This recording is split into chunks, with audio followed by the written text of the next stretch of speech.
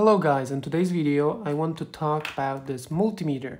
As you might know, in my old video I showed you an analog meter that I was using, which was Prosket MT2017, and I didn't like this multimeter, so I bought myself a second one.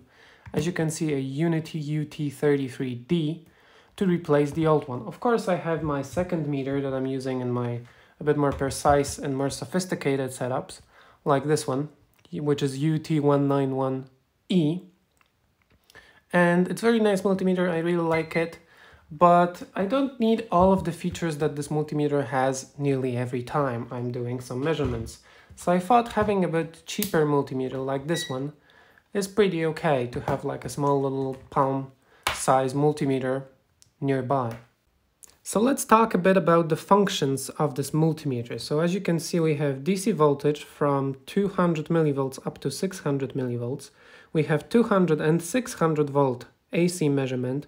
We have non-contact voltage tester, which doesn't work very nicely. We have 10 amp and a different socket for it. 200 milliamp, 20 milliamp, and 2 milliamp ranges for DC current. We have buzzer and diode test, and we have all the nice ranges: 200, 2K, 20K, 200K, 20 meg, and 200 meg ohm resistance settings. Really nice. The display displays the unit in which the measurement is done. It displays you if it is AC or DC, and it shows you that there is a auto power off function. So let's talk a bit about the specification of this multimeter. This is the manual. If you want to read, you can stop it. The interesting part starts to show up when we go to technical specification. And what you can see here is that on the DC voltage, we have like less than 1% accuracy, which is really good. The input impedance is about 10 meg ohm, which is really nice on this multimeter. On AC voltages, we only have 1%, somewhere around that. On 200 and on 600 volt ranges, which are on this multimeter, we only have a bit more than 1%, which is bad, but we have still 10 meg ohm input impedance. Then what's very nice when it comes to this multimeter is that we have open circuit voltage and diode test 2.1 volt, which is pretty high. So a lot of diodes should turn on. And the current is about 1 milliamp, which is fairly good. The problem with this meter that I will show you in a second is that it doesn't light up LEDs.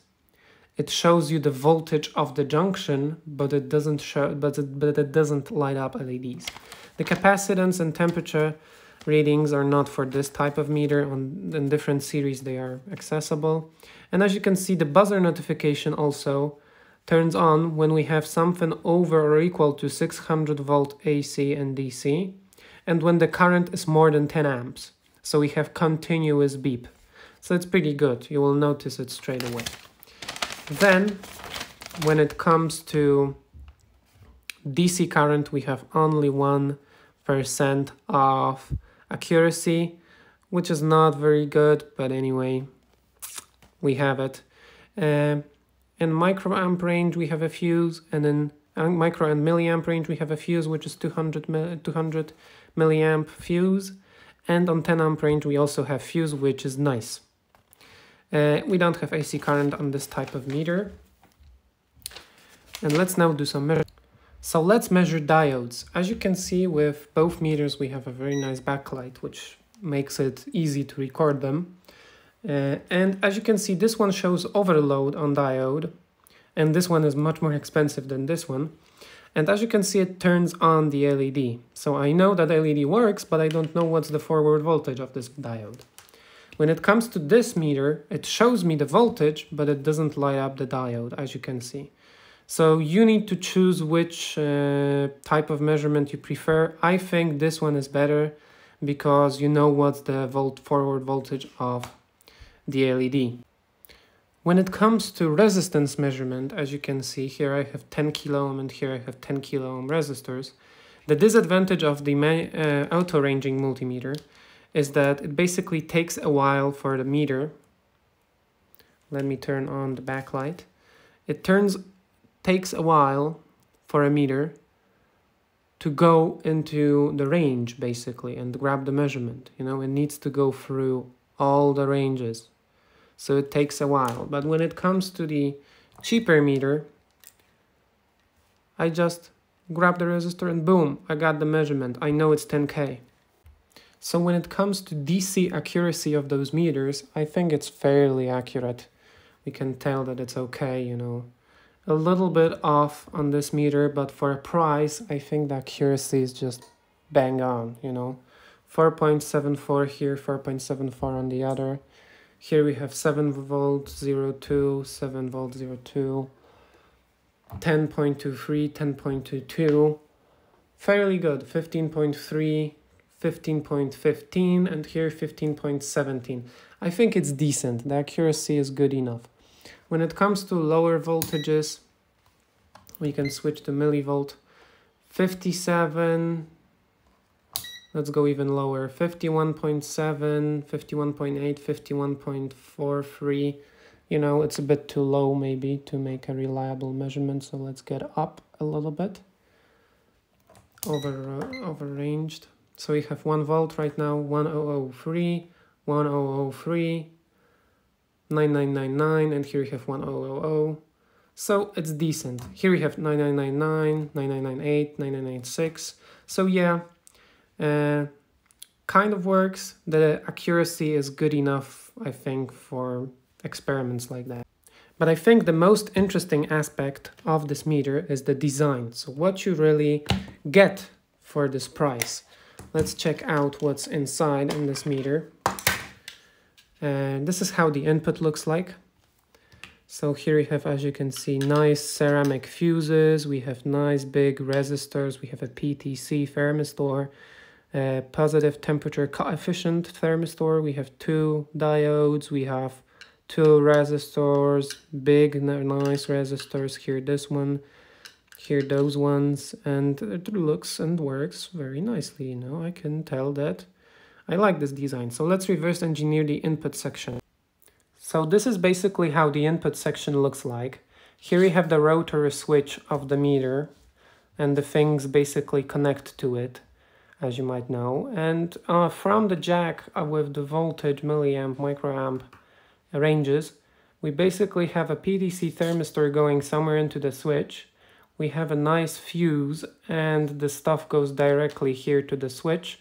Probably there are some resistors after that, so don't be like ashamed about this. Probably the meter has some protection on the inside too. Here we have nearly 500K resistors, SMD ones, for some probably lower voltage ranges. And here we have the 5 meg and 5 meg big, nice high voltage resistors that are probably the thing that has the biggest input impedance of this meter. Then with the COM, which is basically the ground of the circuit, we have 2 reverse diodes, which is very nice.